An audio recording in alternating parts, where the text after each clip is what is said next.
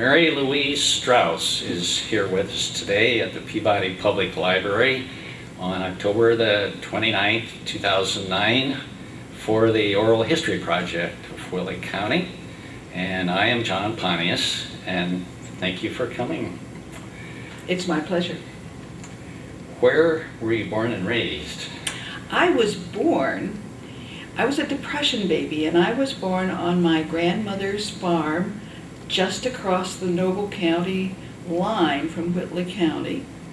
And which would be close to Etna?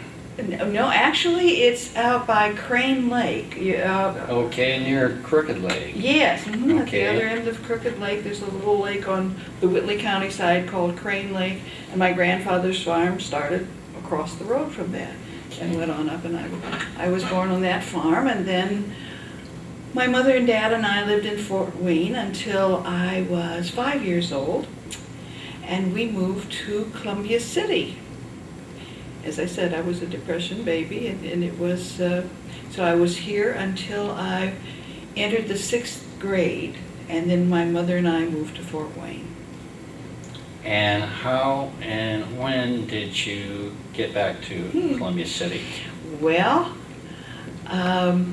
I came back to Columbia City. I went to finish school, high school in Fort Wayne. I went to South Side, and then attended Indiana University for a while, and just a year and a half, and then I met Bud Strouse. And where did you meet him? Actually on a blind date. Okay. And however, we both knew about each other before we had this supposedly blind date, and it was just a foregone conclusion after that. And so I moved from, when I came back to town, when I left town, I lived on North Elm Street. When I came back to town, I lived on South Elm Street, which was closer to the railroad tracks. I'm not sure that's an improvement or not. And this was a Jewish family? Yes, Bud's father was Jewish. Bud was not considered Jewish by Jews because your mother has to be Jewish prior so that you can be considered a Jew. His mother was not. His mother was a Lutheran. She was raised as a Lutheran. Didn't he grow up in a Jewish family, basically? Well, his grandfather, of course, Moses was Jewish, and there were 6 children, and Edgar did not mind being a Jew, but he didn't practice the religion, so it was not. Okay. It was not a big thing. However, the rest of the family was Jewish. The friends, there was quite a Jewish community in Columbia City. When did the Strauss family come? I think this is an interesting story. If I'm getting too family-oriented, please tell me. Well, it's history here. Well, it is. Moses Strauss came to America when he was 14 years old. His older brother Manny was already here in McKeesport, Pennsylvania. And when he got off the boat at 14 at Ellis Island, the Democrats met him speaking German and helped this 14-year-old boy get into New York. And when he got into New York, they helped him get on a train to McKeesport, Pennsylvania, and all the while they were saying, "We are the Democrats and we are helping you." So guess what political party the Strausses belonged to? And how did they end up here? Well, when he went to McKeesport, Pennsylvania, that was the heart of the coal mining company area in Pennsylvania, and he and his brother Manny were actually peddlers. They had their goods on their back and peddled to the miners' families, walked. And then it was the end basically the end of the coal mining era in Pennsylvania. And so they got on a train after I think he'd been here 3 or 4 years. He'd been in Pennsylvania, so he was maybe 17, 18 years old. They got on the train and headed west. Indiana was the west at that time. And all along the train, they would get off and look at the towns that they were getting off in. I know they got off the train in Fort Wayne, and they decided that was way too big a town for them. Then they got off the train in Coessie, and they decided that was too small a town. Then they got off the train in Columbia City and decided this was just right. And they started a store. We have ads from their first year in business. They were really going to have something wonderful, a men's clothing store, and treat people right. Well, the upshot was at the end of the year they went bankrupt. And Manny, Moses' older brother, went to Elyria and Sandusky, Ohio, and started a shoe store there, a different store. Moses stayed here. He fell in love with a local girl, Fanny Kramer, and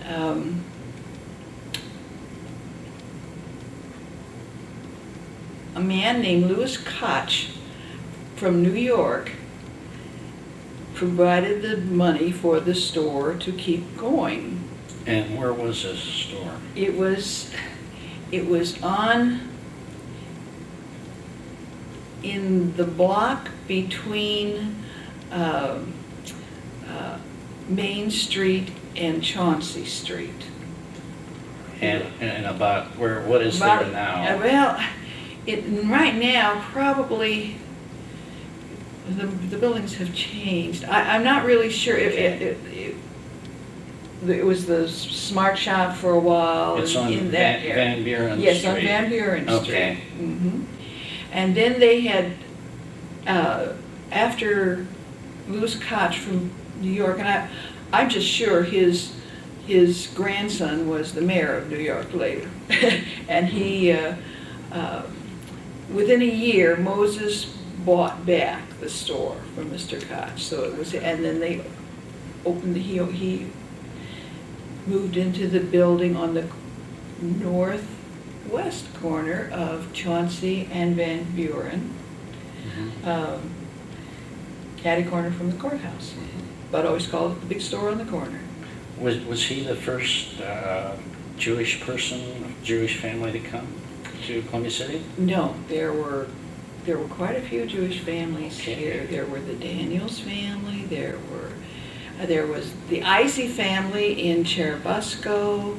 There were the Meyer family here. I have a whole list of all the family. There were quite a nice community. Mm-hmm. About what year was it that he started that he came? About 1885, because the stores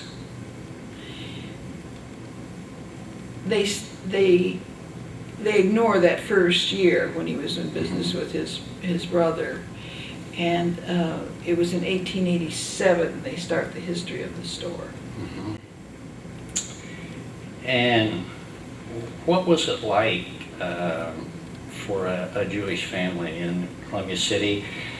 Not just then, but later. In the 30s and the 40s, and maybe even in the 50s. I don't know, but I will say this.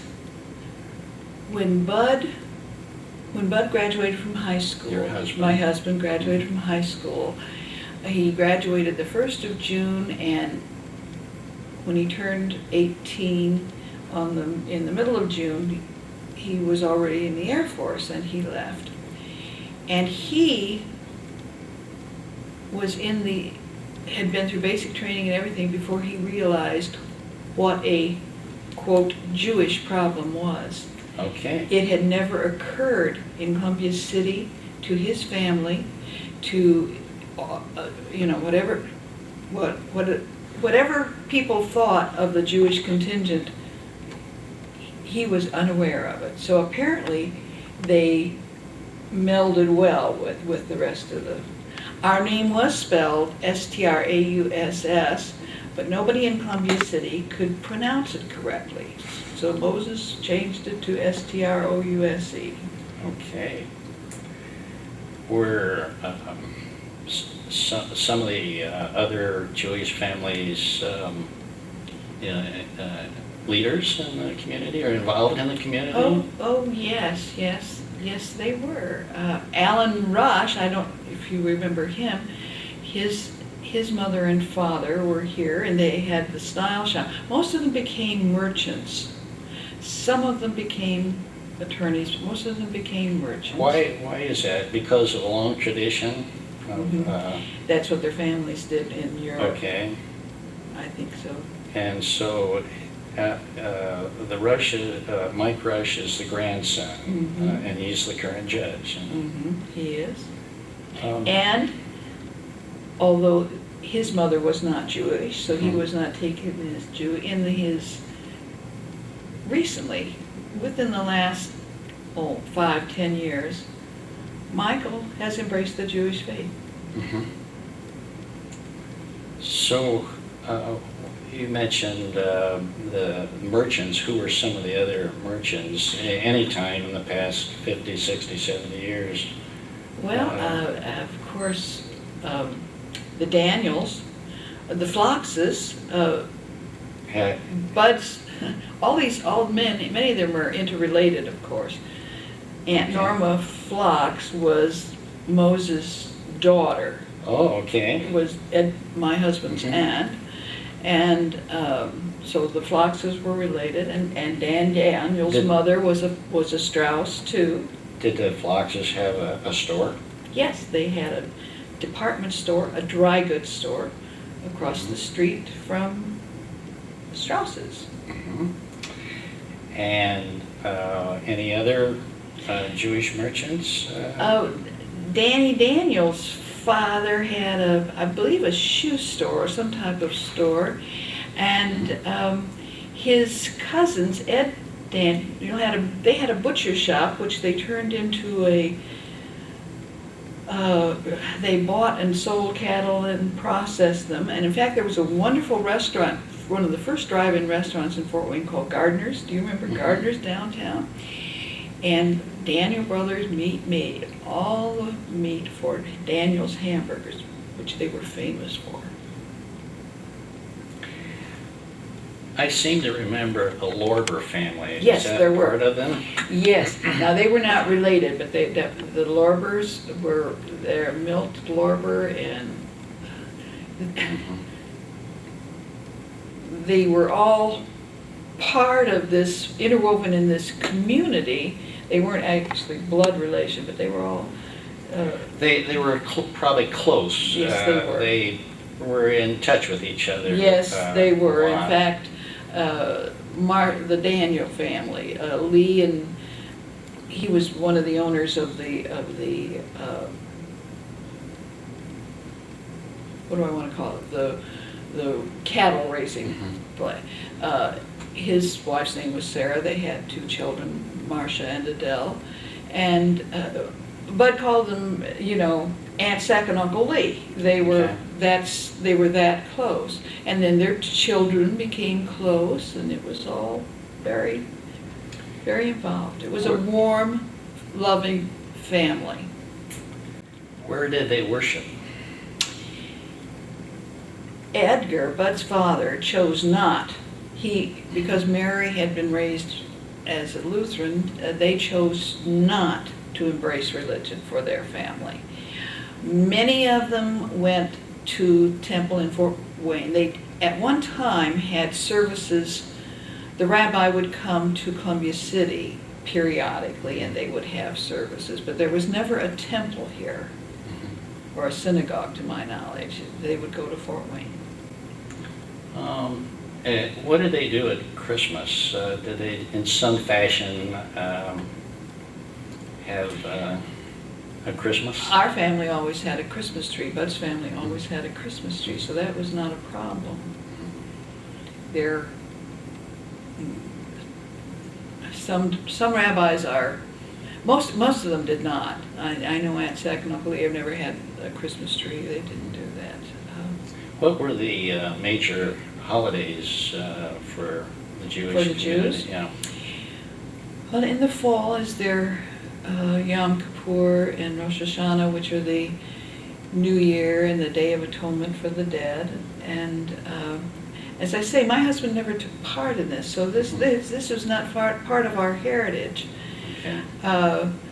But then in the spring, there you have Passover, and at Hanukkah, which most years overlaps the Christmas season, they would have a Seder, and it was, I was very interested, and when I worked prior to being married, I worked in an export firm in Fort Wayne, which was owned by Jewish people, very interesting Jewish people, and I had a lot of questions, so I knew a lot about Judaism prior to meeting Bud, actually, and his family. So, some of your life you were working. Oh, yes. Did you experience, not as near as many women worked back then, right? No, well, I worked before I was, when I didn't finish college, and I needed to have a job, and I started working with this export company. It was called Platka Export, and the people with it, I loved it. I loved the work. I ended up as the sales promotion manager for them, and I enjoyed it greatly. The account executives took trips overseas. I was the one who stayed in the office and wrote the introductory letters and answered and took care of orders and things like that. Did you experience any abuse from men or lack of opportunities because you were a woman in any time in your life? No, I really didn't. Okay. And partly that is because, as I said, the people I worked for were Jewish, and that didn't happen. Judaism is more a way of life as well as a faith. Women are never second-class citizens. Even though in the Orthodox synagogues, the women worship separately from the men, not in the Reform temples or synagogues, do they? But they are never considered second-class citizens. Going back to holidays, what did your family say when you were raising your children? What did you do for Thanksgiving? Did you have the usual family get-together? Oh my, yes. And it was always the problem, do we go to, which holiday do we spend with my parents, and which holiday do we spend with Bud's family? And it worked out well. The families got along well. And so it worked out well. We had the normal, traditional families. What did you, in your early years here, what did the family do for recreation or entertainment? When I was, before I moved to Fort Wayne, when my first 5 years of school, my mother came from a very large family who lived in Whitley County and Noble County. And as I said, it was the Depression. Your family was your entertainment. There were not only her large family, but she had a lot of cousins. Just you got together and... We used to play on Sundays, summer Sundays. Everybody would bring what they had, maybe a water bucket full of lemonade or some green beans or whatever anybody had, and we would get together and we played ball, baseball, softball, whatever it was. We played tag. The adults and the children played together. We were very close as I was growing up with my mother's family, extended family. People had a lower standard of living back then. But we didn't know we were poor.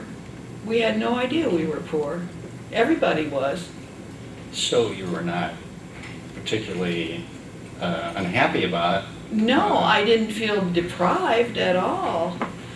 We felt ourselves fortunate that two of my mother's sisters were married to farmers. And my father, when he was laid off during the Depression, would work with these farmer brothers-in-law, and they would share their crops with us. We were never without food. It was money. We never have money, but we were never without food. And during the World War, you say your husband served? Yes, he was. He was in the Air Force. This was during the war? Yeah, well, it was at the end of the war. Okay. He went in June of 1945, and of course the war was over in August. And he was always sure that was cause and effect. That he went in, he heard he was coming, and everybody gave up. He stayed in the reserves, and then he was called back for a year's service here in the United States during the Korean action. Okay, so at that particular time, were you raising children? No, we weren't married then. We were dating, but we weren't married. Okay. So. And at that time, you were probably working? Yeah, that's when I was with the export company in Fort Wayne. Okay. So your husband, Bud, his name was... His name was Edgar John Jr. So most of his life, he had the clothing business there, the men's clothing? Yes, he did. However, when he was growing up, when he was in high school, his father and his Uncle Abe hired his friends to work in the Strauss' store, but Edgar wouldn't let Bud work in the store. He did a number of things, but mostly he was the usher at the Columbia Theater. He and Mary Grant Trier were big buddies. They were ushers at the theater. And Bud's father said, no, you're not going to be coming into the store by default. You're going to come into the store if you want to. So he never worked there until he came back from the service. And it was a good business for him, wasn't it? He was the world's best salesman. Okay. Why was he a good salesman? Because he never pushed. He was very laid back. Every person, when they came in that store for the second time, thought he was their best friend, and he was a good friend to many of them. You know, he enjoyed what he was doing. He enjoyed the people, and he was the store. And what eventually happened? To our store? Yeah. The whole men's retail business changed. When we were first married in 1954, the salesmen would come around to the store and present their wares, including Levi Strauss, okay? And we always considered him Uncle Levi, but and then it got to the point where the Levi salesman would set up at a hotel in Fort Wayne, and a representative from the small stores around the area would go there and do their buying. Then it got to the point after we had taken over the store in the 70s that we would have to go to Chicago to buy at the merchandise mart. Then, at the very end, Levi Strauss said, "You're too small to account.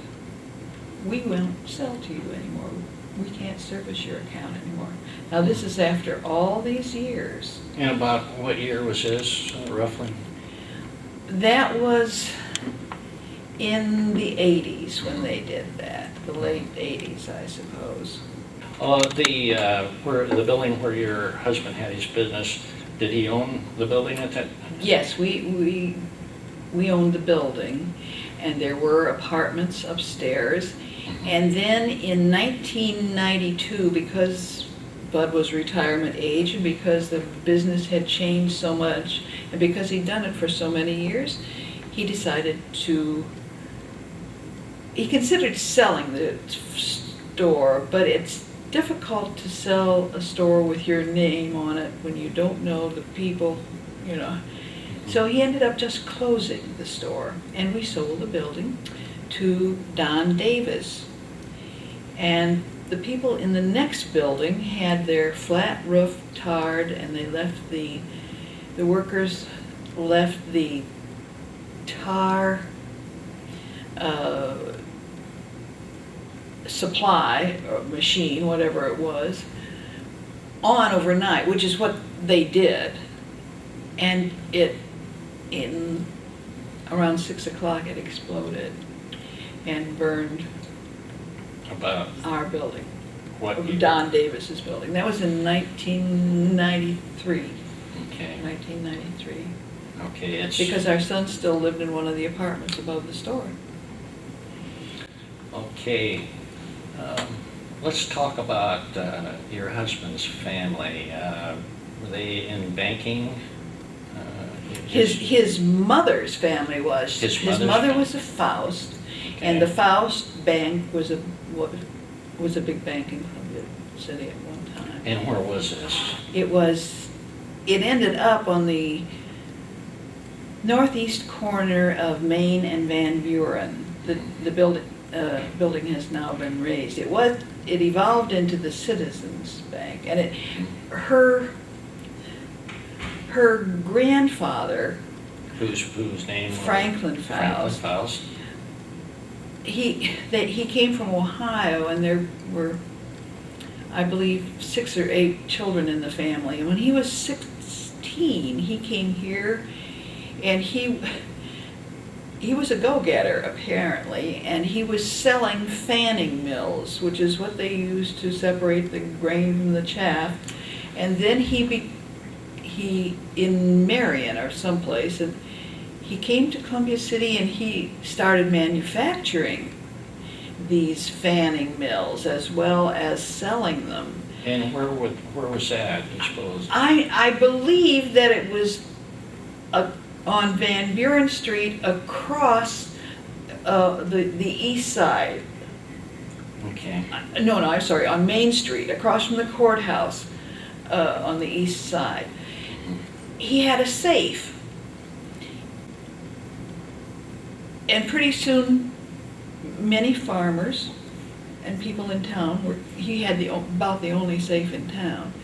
And they would come ask him could we put this money in your safe for overnight, over the weekend, whatever it was. It didn't take him long to realize that there was a need for a bank in Columbia City. So he started a bank.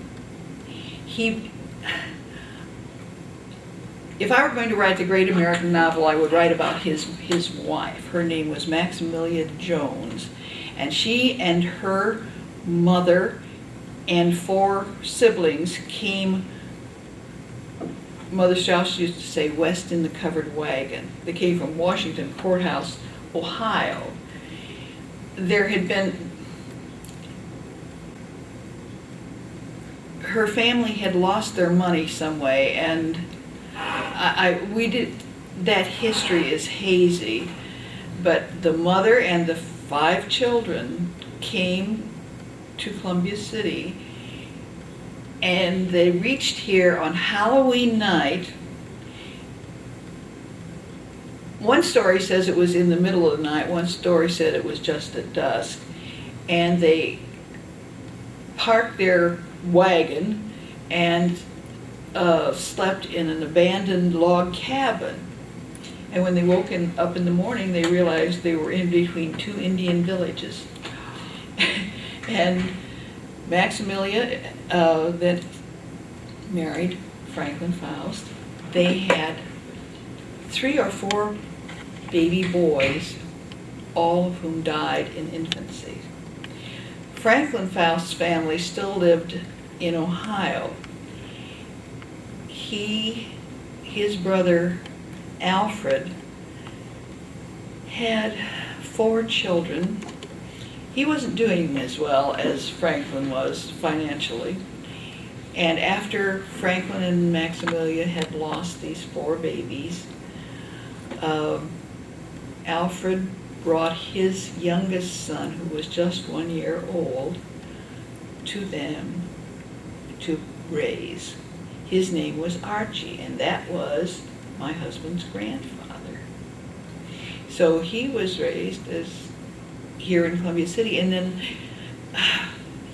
10 or 11 years after that, Alfred and his wife had died, but Alfred and his 4 children moved to Columbia City. Franklin Faust also had farms, and so Alfred became the superintendent of the farms. In this area? In this area. And in fact, one of Alfred's siblings was Mabel Faust, who married Fred Morses, and she inherited part of the farm, which is now, and they gave it to the city. It is now Morses Park. And the Morses family had the lumber business. Yes, they did. But Still do. Fred was in the lumber business, and but Aunt Mabel inherited that Faust farm, and she and Fred gave it to the city, and it's now Morses Park. And Franklin Faust started the bank, and how long did the bank go on? And who took it over? Well, when he died,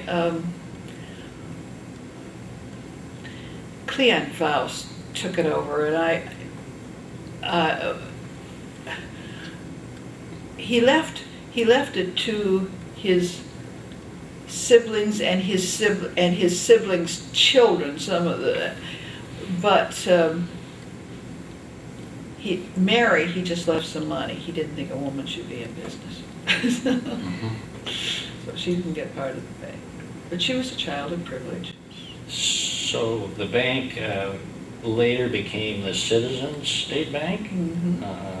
It was sold, was it? I don't really know that. It was the Citizens by the time I got here, and then it became the Star Bank. Okay. What other banks were there back then? I don't really know the name. There was a Columbia City Bank. One of the stories about our store was in 1929, the Columbia City Bank was across the street from there, and I'm not sure exactly where it was, but it was across the street. And it was robbed by criminals with a machine gun, which must have been an unusual thing in 1929. I don't know. Anyhow, we had a bullet hole in the display window of our store from that machine gun, and Fred Binder and his wife lived in the apartment above the front apartment above the store, and it had a bay window, a decorative bay window, and she was sitting there looking out the window, and it killed her. They killed her, and the sheriff, I think his name was Haynes at that time, he was shot too. And in fact, in 1954, he was coughing and trying to clear his throat, and out of his jaw came a bullet that had been there since 1929. And did they catch the robbers? I believe they did. Okay. One of the other funny stories about a bank in Columbia City, and I don't know which bank this was, it was down, I don't know what bank it was, but this was after the 1929 incident. Sometime, I believe, one of the employees had embezzled money, and he heard there was going to be an audit of the bank. So he went to Chicago and hired hired somebody to come down and rob his bank, which he thought he could cover up his embezzling by that. But what happened was, the people came from Chicago, and they robbed the wrong bank. So he's running out there, picture in your mind's eye this man saying, no, not that bank, this is the one, this is what you're supposed to rob. And they caught up with him on that, didn't They they? absolutely they did. Yes, the embezzler went to prison for a long time. Well, Columbia City was a pretty quiet place all these years, and this was something very unusual Oh, there. yes, it was an excitement. Did any other exciting things happen in the town that were memorable? Oh, there were some interesting people. I think Bud's mother's family was very interesting. I watched Clark Waterfall's interview with you, and he mentioned that the Surgeon General of the United States was there. He couldn't think of his name. His name was Merritt Ireland. He was Bud's mother's uncle, and he was Mary's great uncle. And he was the Surgeon General from 1915 to 1931. There is a large hospital in Fort Knox, Kentucky, named after him. And in fact, they were going to have the 150th anniversary of that hospital, and one of the colonels down there called me for photographs and things. They were going to do a big presentation. And then we had September the 11th, and everything went down the tubes. That was not a time to celebrate, so they didn't do that. Who are some of the... I have one other thing I would like to tell you Okay. about Merritt Ireland. He was engaged to Mary Rayburn, that our school was named after. She was a little tiny School lady. teacher? Mhm. And she lived across the street from Bud's mother. Bud's mother's father died when he was 29. So her widowed mother and her grandmother brought her up, and Mary Rayburn lived across the street. And Merritt Ireland was engaged to Mary Rayburn. And Mother Strouse says she could remember him coming to his sister, who was her grandmother, Augusta, Virginia.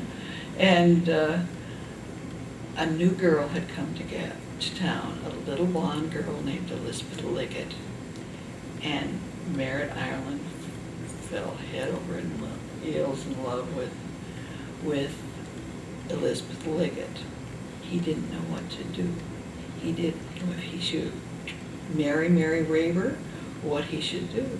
And Mother Strauss can remember her grandmother telling him that he wouldn't be doing Mary Rayburn any favor to marry her if he was entranced by somebody else. So Mary Rayburn never married, but he married Elizabeth Liggett, and they had a son named Paul. Mhm.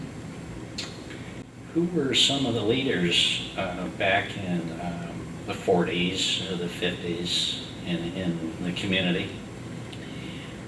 Well, when I was a little girl, the Lorbers, Milt Lorber particularly, we had the big bandstand down on the corner, and there was a lot of family things went on. Halloween was a big deal. Young adults as well as children would dress up, and they would go down and parade around the bandstand. That was a great big thing. My aunt cut the curls off my favorite doll and made a mustache for her Halloween costume. I didn't like that.